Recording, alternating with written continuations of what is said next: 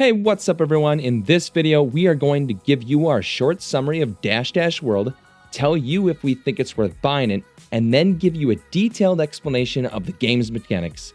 Let's get started.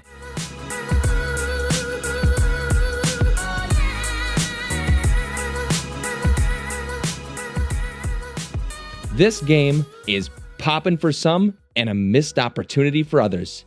To be clear, this game is a very fun game if you are looking for a VR racing game like Mario Kart Double Dash, provided you can handle the fast movement which induces motion sickness for some. For this review, we had 3 players try it out. Jacob and I had little to no issues with the motion sickness. Kelly, on the other hand, was unable to play more than a minute or two, regardless of which comfort options were enabled. Thankfully, both Oculus and Steam have 2-hour windows for refunds. Having said all that, Dash World is a fantastic game for quite a few reasons. If I had to list them all quickly for you, it would be like this. First, its single-player content, which would be the career mode, is exceedingly long and really helps to hone your skills as a beginner. Next, when you are ready for it, the multiplayer options are endless. It has a massive pool of players with its multiplayer match search, which pits you against random players, which is aided by the fact that the game has cross-platform play, meaning Oculus and Steam players can race each other. We also loved the customization and the implementation of car boxes, which are just loot boxes. The implementation of them was also great because they are given so generously, which cut out any need for microtransactions. Lastly, I would say it's the overall depth of the current game that is the last strong point. There is so much to unwrap in this game. Single-player career modes, multiplayer match searching, pro mode, tournaments, customization. This game has a ton of content. If you are looking for a multiplayer VR racing game that's super fun and has a massive player pool, this is a solid buy for you. Next, I will give you a more detailed explanation of the game.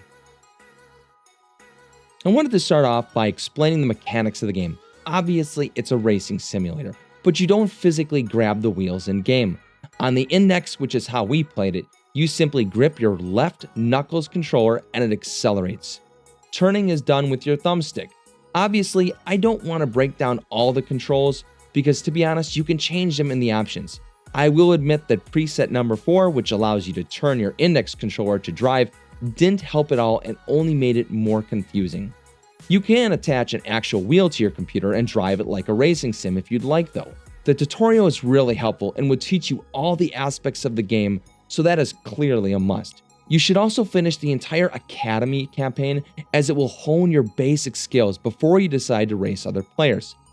The item blocks provide you with a bounty of random items to use, which is very fun either against other players or on yourself. Drifting and boosting is essential to the game, and the combination of using items, drifting, boosting, avoiding obstacles while trying to win is really the trick of mastering this game. A delicate balance is essential. The menu system is busy, but everything is indeed there and it just takes time to find it. The options for comfort or to reduce motion sickness are very helpful, and I did use them at the start. Achievements are also there, which reward you with car boxes and sometimes other special rewards. You can get car boxes from leveling up, participating in events, and other activities. Pop stands for popularity points that rewards players for their driving skills. You also use this to level up your career. Pops will be calculated from your actions during the race, from finishing races, drifting, collecting spark, to hitting others. A complete list of tips, tricks, and what every weapon does can be found at dash-racing.com in their frequently asked question area. This was really helpful in learning how to play the game for me as well. Now that we have that out of the way, let's talk a little bit about the single-player and multiplayer aspects of the game. Single-player has a lot to offer, meaning if you are indeed playing offline, you have the option to play quite a lot of campaigns or chapters. You can also play them on expert mode as well, which makes it a lot harder. To complete the campaign, you must fulfill the stated goals of each race. Sometimes they are simple, from drifting X amount of time or use X amount of items, and others are a little more complicated, which will require you to complete multiple objectives in a race to get more career credits and progress. Multiplayer has even more to offer, and that's where all the real content is. This is great because as a channel that covers mostly multiplayer games, this is where we want all of the content to be. First, you are able to queue for random races with random players and even choose your conditions for playing, meaning that you can decide if you want to play a single race or do a Grand Prix. In the event that you want to play with a friend, you can see friends that own the game and start a party with them as well. There is also a pro mode which really tests your limits as a driver, if that's your fancy.